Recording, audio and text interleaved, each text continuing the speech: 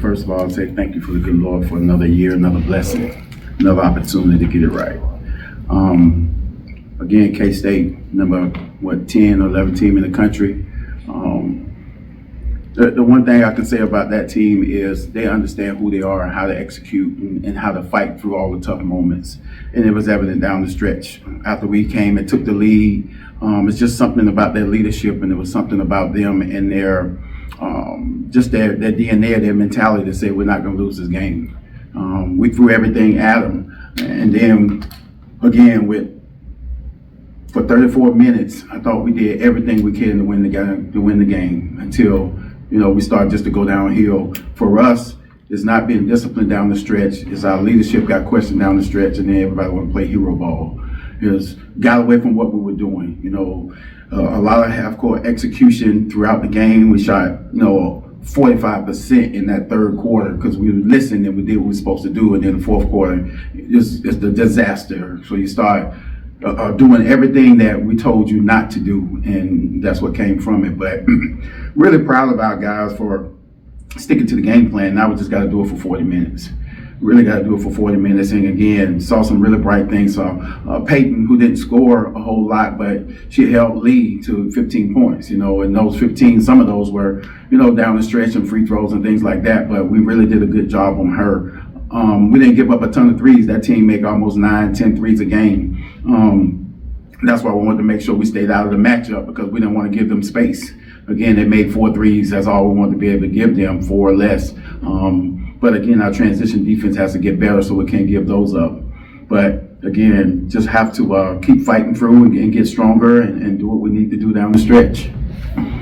Coach, what was your message to the team after the game? I just told them I was really upset with them in the first time out. We were up.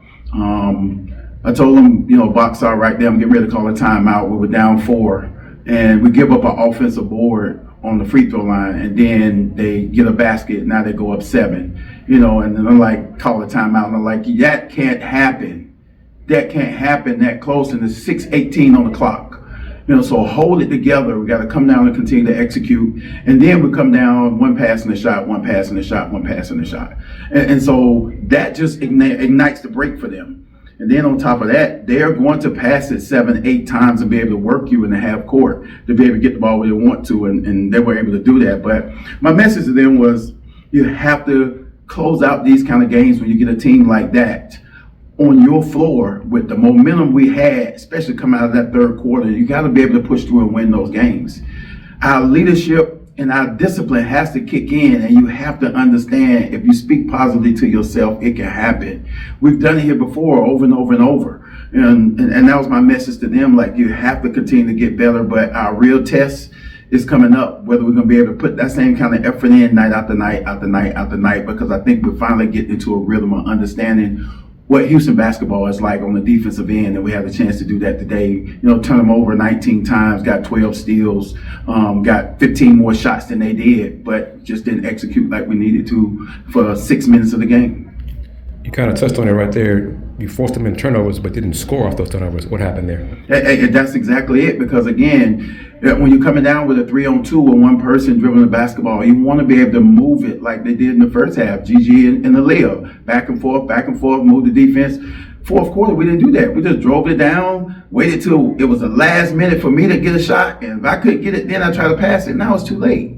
And that's what I told them, a lot of selfish play coming down the stretch where you can't have hero ball. You still got to continue to share the basketball. I said we had 10 assists with 8 minutes left in the game, and we finished with 10 assists because we stopped moving the basketball. And they finished with 18, 17, 18, something like that. And so again, you have to continue to play together. And what's the initial, word on Ashley and her injury? Just a cramp. Yeah, cramp in her calf. She was fine. The thing I was telling her is, when we get the ball to initiate offense up there, she's just have to be a little bit more aggressive if they jump in the route, because I told her everybody scouts everybody, so they know what's coming. Whether or not it's a zipper cut or anything like that, that she has to now be on attack. The play is off now. They're just taking it away. They've denied you. They've denied Layla. Now we got to be able to just look at the next option, or you go or be aggressive enough to go and try to score it. She has to take more than 3 shots a game. Thank you. Yeah.